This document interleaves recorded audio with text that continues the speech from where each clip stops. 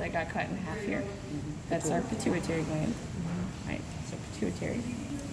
This white material, that was our dura mater. So that's our most superficial meninge.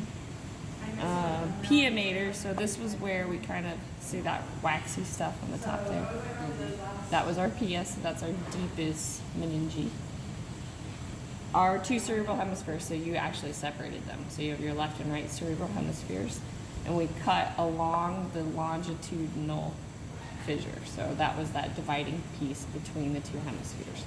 The transverse fissure was the one back here, and that's the one between the cerebrum and the cerebellum.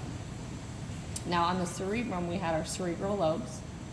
So we had frontal, parietal, the two temporals, where my two fingers are, and the occipital back there. So remember, don't get confused with the occipital versus the cerebellum, because those are different structures.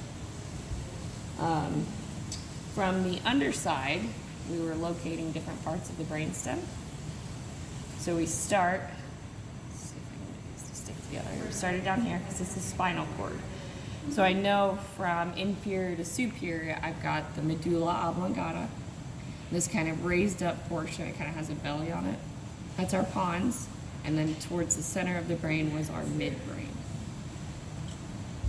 The other big one, Haley, I'm gonna pull down on that for me, was on the inside. Remember we found Garfield on the inside? And pull it down a little bit more. There you go. So his eyes and his mustache, remember? That was our big long word. So that's the corpora quadrigemina. So that's basically the posterior aspect of the midbrain. So Garfield in there. And then where Haley is grabbing onto right there, that's the cerebellum. And when we opened up the cerebellum, we saw clear divisions of gray versus white matter. So we can see our white in the middle, a little tree there. I can also from the inside see medulla oblongata, pons, midbrain. If I look here, if you remember this band of axons, this is white matter, so it's myelinated axons. That was our corpus callosum, so that connected the two hemispheres together. That way they can talk back and forth. Now underneath that was our diencephalon. So we had our round structure. That was the thalamus. This gray area underneath it is our hypothalamus. And then which side is on this one? I don't know how to get both of you guys this on there. And then I'll flip it around for you guys. This round guy, so here's our thalamus. Right behind that, that was our pineal gland. What do we make there? I know, it's melatonin. There you go. So that guy, let's see here, right here, that round guy. Let's see, the optic stuff. So I'm gonna stick these guys back together. Oops, slimy. There we go. So remember that our eyes are up in the front, but the visual cortex is back in the occipital lobe of the cerebrum. So we had our two optic nerves.